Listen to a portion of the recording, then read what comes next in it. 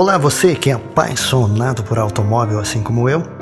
Mais um vídeo aqui no Automóvel e os carros do passado. Dilceu Corrêa aqui com vocês e hoje vamos falar de um carro desenhado para o mercado nacional. Falo do Alfa Romeo 2300.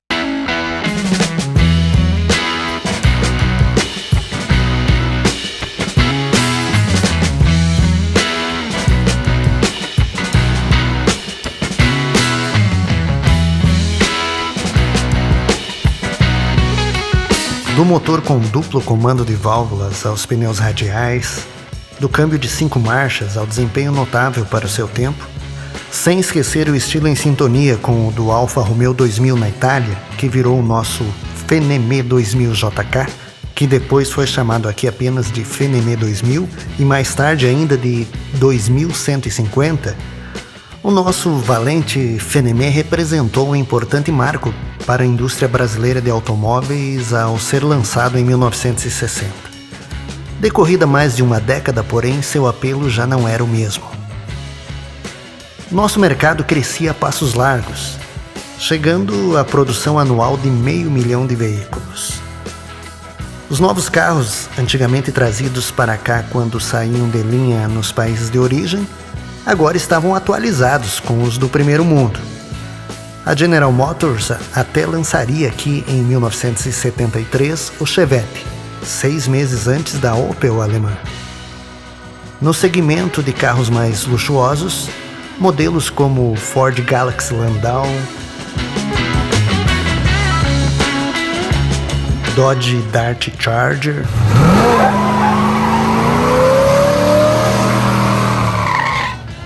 e Chevrolet Opala representavam o que de melhor a indústria nacional tinha a oferecer. Só uma marca parecia alheia a toda essa evolução: a Fenemé, fábrica nacional de motores, com o seu antigo sedã. A monotonia, porém, estava por terminar. A empresa, sediada no distrito de Xerém, no município de Duque de Caxias, no Rio de Janeiro, desenvolvia um sucessor para o veterano 250. Desta vez, com desenho individual, não a simples cópia de um modelo italiano. Seu nome traria a aura de esportividade da marca fundada em 1910 em Milão, a Anônima Lombarda Fábrica di Automobili. Definiu o nome para o novo carro a ser lançado no Brasil: Alfa Romeo 2300.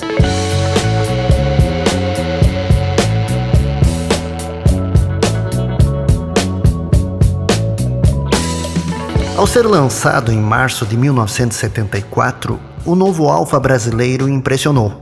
Inspirado no estilo dos italianos, como o Alfetta de 1972, o nosso Alfa aqui refletia as tendências europeias da década, com predomínio de linhas retas, ampla área envidraçada e uma traseira alta e imponente. Na frente, os 4 faróis circulares, marca registrada da empresa iniciada com o modelo 2000 Sprint, acendiam-se em simultâneo no facho baixo e vinham incrustados a uma ampla grade preta, que traziam ao centro o elemento identificador da Alfa. As laterais eram simples, sem adornos, e as pequenas lanternas traseiras já com seção em cor âmbar para as luzes de direção, o que só seria obrigatório no país 10 anos depois, acentuavam o tamanho externo do porta-malas. Por dentro, o 2300 exibia um ar esportivo característico da marca, como o volante de 3 raios metálicos, cujo aro de plástico simulava madeira, e os bancos dianteiros individuais reclináveis e com encostos de cabeças opcionais. O painel trazia um amplo conta-giros, tradição iniciada em 1960, posicionado de modo que, no regime de potência máxima, o ponteiro estivesse na vertical, para ser notado pela visão periférica do motorista. Outros equipamentos eram um manômetro do óleo, lavador do para-brisa por bomba de pressão que acionava o limpador, apoio de braço central no banco traseiro e cintos de 3 pontos para 4 ocupantes. Já a rádio com antena elétrica, vidros verdes e ar-condicionado eram opcionais. A mecânica do novo Alfa conservava a imagem de inovação que notabilizou o JK. O motor de 2.310 cm3 era novo, mas mantinha o duplo comando, as câmaras de combustão hemisféricas e as válvulas de escapamento refrigeradas com sódio, introduzidos pelo JK. Com taxa de compressão de 7,5 para 1, a fábrica recomendava o uso de gasolina azul, a de maior octanagem disponível na época. Diante da disponibilidade irregular desse combustível pelo país, optou-se por um tanque com capacidade de 100 litros, uma das maiores já vista por aqui, o que trazia conveniente autonomia em viagens.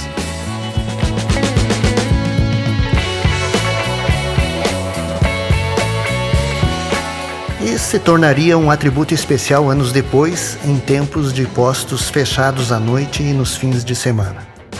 Pode parecer piada, mas foi exatamente o que aconteceu.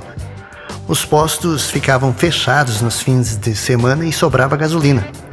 Tudo começou 3 anos após o choque do petróleo em 1973.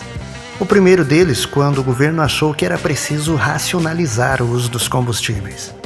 Como ainda não havia o álcool como combustível para veículos automotores, o combustível se resumia a diesel e gasolina.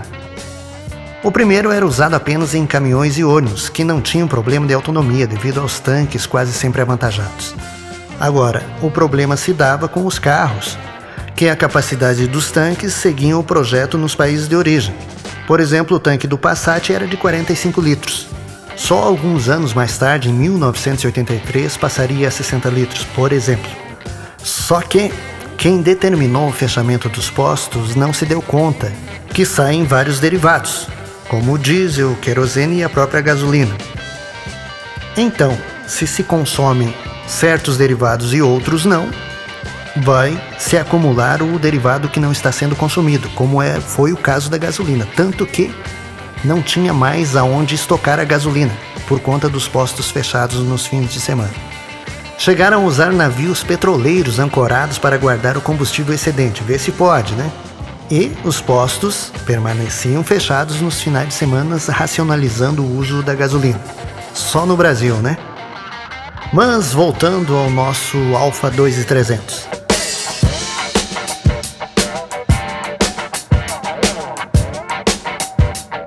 A potência atingia 140 CV, que era medido da forma bruta ainda, e o torque era de 21 kgfm. Com o câmbio de 5 marchas calculado para desempenho, que atingia a velocidade máxima em quinta marcha, e peso ao redor de 1.300 kg, o carro andava muito bem para a época. Atingia 170 km por hora e acelerava de 0 a 100 em 11,7 segundos, de acordo com a marca.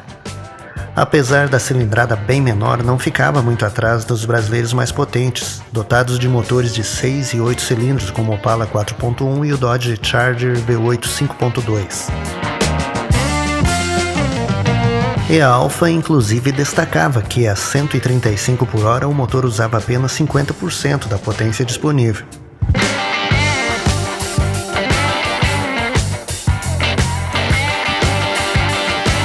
A carroceria usava um conceito de estrutura diferenciada, com zonas de deformação à frente e atrás que se comprimiam em colisões, absorvendo o impacto de que outro modo seria transmitido aos ocupantes. A grande rigidez, a torção era outra qualidade. A coluna de direção tinha 2 juntas universais, de modo a não comprimir o motorista em caso de impacto. E desde o início, o 2300 possuía freios a disco nas 4 rodas. Uma primazia entre os nacionais que se manteria exclusiva até o fim da sua produção. Importante dizer que só em 1991, 17 anos depois, a GM usaria freio a disco nas 4 rodas no Diplomata. Seu concorrente mais próximo em status era o Landau, também muito luxuoso, mas adepto de uma filosofia diferente, com sua profusão de cromados, dimensões bem maiores, suspensão muito macia e motor com ênfase em baixas rotações. Enquanto o Ford agradava mais aos adeptos da escola americana, com seus motores V8 de grande cilindrada, que era 4,8 e mais tarde 4,95 litros, o Alfa tinha como alvo os que preferiam modelos europeus. Em preço, porém, o 2300 rivalizava diretamente com o Dodge Grand Sedan, o Opala Gran Luxo, o Galaxy 500 e o Landau custavam bem mais. No Salão do Automóvel de 1977, era apresentado o 2300 Executive, um estudo de como o Alfa poderia receber o máximo de itens de conforto e utilidade. Se por fora era quase igual ao modelo em produção, ganhava apenas para-choques com cobertura plástica que seriam adotados muitos anos depois, por dentro impressionava pelo requinte. O revestimento dos bancos usava couro e camurça e os traseiros tinham reclinação elétrica, segundo a Alfa, inédita em termos mundiais. O ambiente era um escritório móvel com rádio faixa do cidadão, rádio, telefone, televisor, geladeira com congelador, mesas retráteis, gravador e luz de leitura. O motor era o de 165 CV para exportação. Consta que o exemplar único do Executive teria sido destruído após o evento.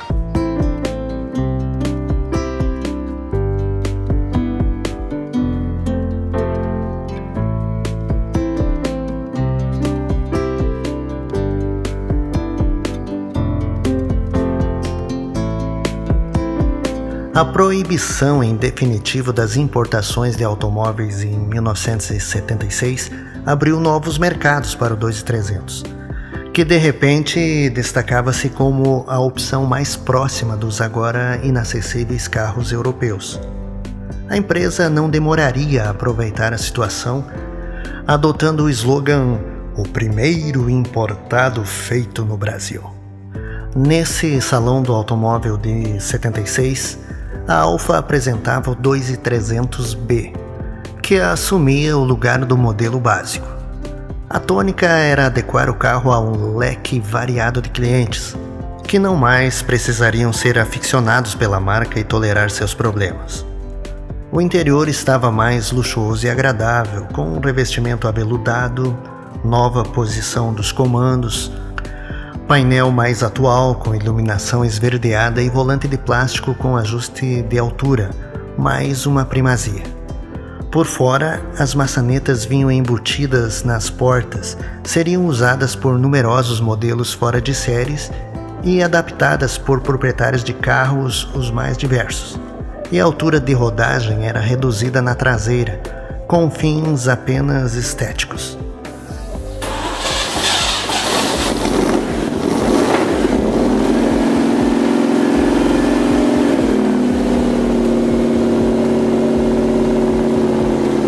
Na mecânica, o destaque era a adaptação do motor a gasolina comum, a nossa gasolina amarela, de menor octanagem, embora a taxa de compressão não mudasse. Com mudanças nos comandos de válvulas e coletores, conseguia manter o desempenho original, ou mesmo melhorar, pois passava a 141 CV e 21,5 kg de torque. A suspensão tornava-se mais macia e silenciosa, com novas molas, amortecedores e buchas, e os braços de direção modificados deixavam o volante menos pesado em manobras, atendendo a uma antiga reclamação. Meses depois, já em 1977, era adicionado à linha o 2300 Ti, sigla para Turismo Internacional, comum na linha europeia da Alfa. Essa versão mais refinada tinha pequenas diferenças externas, como garras de borrachas nos para-choques, luzes de direção no dianteiro em vez de abaixo dele, frisos cromados na grade e um emblema nas colunas traseiras com o quadrifólio, o trevo de 4 folhas da marca italiana. No interior, o painel revestido de mogno legítimo trazia um quadro de instrumentos completo, com a adição de manômetro de óleo e voltímetro, e havia luzes piloto em redundância ao quadro dos mostradores. O rádio toca-fitas ganhava antena elétrica. Dois dos passageiros do banco traseiro agora contavam com encostos de cabeça, cinto de 3 pontos, mais um pioneirismo, luzes de leitura e cortinas no vidro de trás para proteção solar. Como antes, o ar-condicionado, que era de série, tinha uma extensão para esses ocupantes. Na mecânica, o destaque ficava para os 2 carburadores Solex de corpo duplo e fluxo horizontal. O 2300B contava com um único carburador de corpo duplo e fluxo vertical, que trazia mais 8 CV e mais 1,5 kg de torque. Agora havia então 149 CV e 23 kg de torque, suficientes para chegar a 175 km por hora e fazer de 0 a 100 em 10,8 segundos, de acordo com o fabricante. Era um bom desempenho, mas não se entendia a insistência da Alfa em usar gasolina comum, se uma superior estava disponível nos postos brasileiros. A resposta vinha no começo de 1978. Um motor com taxa mais alta, 9:1, a mesma das versões de exportação para a Europa, passava a ser oferecido como opcional no mercado interno. Com 163 CV e 24,4 kg de torque, o carro tornava-se mais rápido e bem mais econômico, a ponto de compensar o maior preço da gasolina azul, o que, de qualquer modo, não era primordial em seu segmento de mercado. Em meados de 1978, concretizava-se a aquisição da Alfa Romeo pela Fiat, quando a produção fluminense era transferida para Betim, Minas Gerais. A compra encerrava uma longa fase de indefinição, durante a qual surgiram hipóteses diversas de absorção pela Volkswagen e também houveram boatos de encerramento da produção do 2300. A mudança de casa permitiu melhorar o nível de ruído e a proteção contra a corrosão, mas não serviu para reduzir seu preço. Continuava caro. Os modelos 1980 começavam a se render às tendências da época. Para-choques pretos substituíam os cromados e o 2300 Ti ganhava uma pintura preta, emoldurando as janelas laterais, diferenciando-o do 2300B. Um ano depois vinha a versão a álcool, com 145 CV e 23 kg de torque, números intermediários entre os do 2300B e os do 2300 Ti4, como passava a se chamar a versão a gasolina com carburação dupla. Apresentado como TI, o Alfa a álcool usava carburador único como o 2300B e não teve grande sucesso comercial. Outra novidade era a direção com assistência hidráulica progressiva, que se tornava mais firme em alta velocidade, eliminando uma tradicional crítica a sistemas assistidos. O Alfa estava ainda mais caro. Vendido a 1.417.000 cruzeiros em março de 1981, o Ti4 só não superava o Landau, que custava 1.547.000 cruzeiros, mas superava em preço o Ford LTD,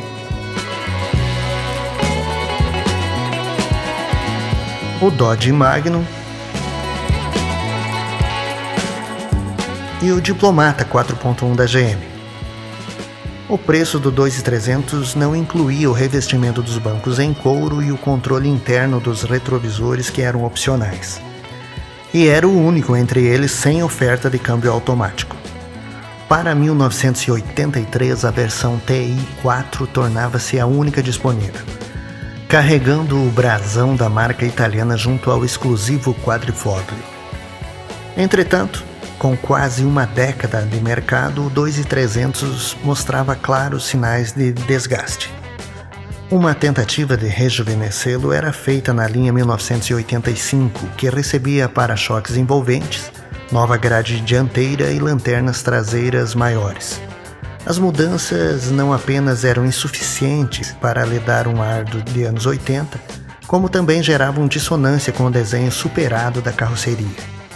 Em novembro de 1986, diante da contínua queda de vendas e da inviabilidade de substituí-lo por um novo projeto, a Fiat tirava o 2300 de produção e extinguia no Brasil a marca Alfa Romeo, que voltaria 4 anos depois com o 164 importado da Itália. passava à história o sedã luxuoso e de temperamento esportivo, que durante 12 anos representou para muitos o melhor automóvel brasileiro.